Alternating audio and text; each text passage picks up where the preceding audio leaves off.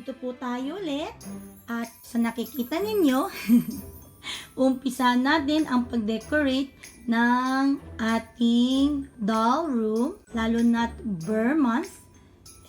Ayusin natin, gawin nating mala-Christmassy ang lugar, diba? Sige, samahan niyo po ako. So, nakikita ninyo, nandito si Divine Luminous. Okay, ang aking doll. Actually, gustong-gusto ko yung outfit niya, kaya hindi ko hinuhubad. Pero, parang mas ready siya sa Halloween kasi meron na siyang headband. And ito pong bag na to, ginawa ko lang to. Wala lang, ginawa ko lang siya kasi mahilig po ako kay Godzilla. So, nakita ko, bakit hindi ako gumawa ng bag? O, diba? So, ito po, parang kulang yung sofa. Itong sofa na to, ginawa ko din po to. Ang gamit ko ay yung mga box ng Barbie clothes.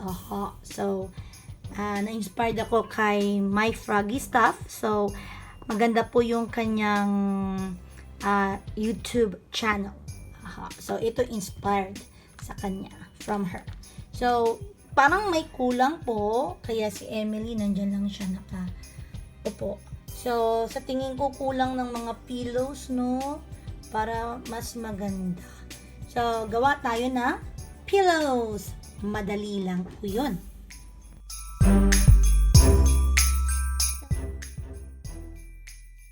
Ito po, tapos na po natin dahiin yung tatlong throw pillow na gagawin natin.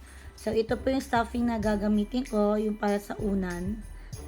Yan. So, ilalagay natin konti lang sa loob. Tapos, pag mataba-taba na sila, saka natin tatahin yung gilid na to. Pero, baliktarin muna natin. Yan po. Kapag nakabaliktad na po siya, ganyan siya. Ganda-ganda. Diba? So, ganito po. Nabaliktad na natin yung ating natahi. Lalagyan na natin ng filler. So, yung ginagamit ko po yung para sa pillow talaga.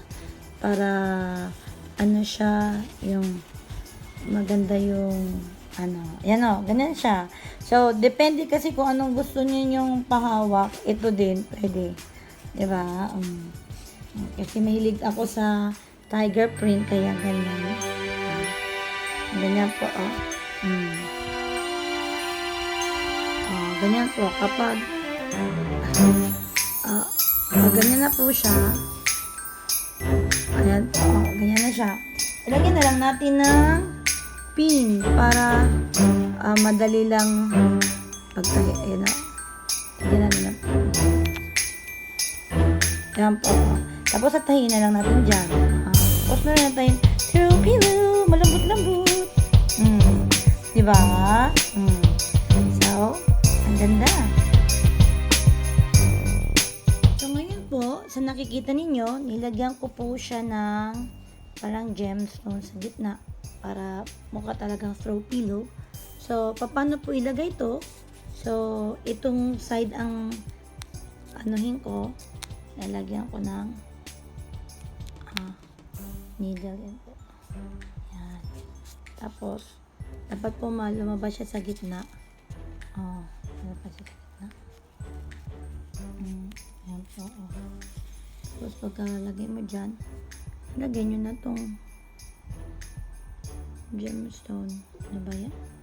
Hindi ko nakikita yung Pasensya na po kasi. Ayun na yan. Yan na po, Yan na. Tapos, lagay natin dito. Tapos, ano lang talaga naman. Dandahan lang po. Pagtahi. Yan. Ganun lang po. Ayan. Oops. Ay. Sorry. So, ganyan po. Pagtahi. So, sa nakikita nyo po, dahan-dahan lang po kasi manipis yung ating karayom. Yan po. So, yan po yung tahi ko. Ganyan lang po para sa opening. Tapos, we can use the scissors. Yan po. So, meron na po tayo sa gitna. Ganyan po siya. So, maganda na po siyang throw pillow. Pwede na natin ilagay sa sofa. Diba?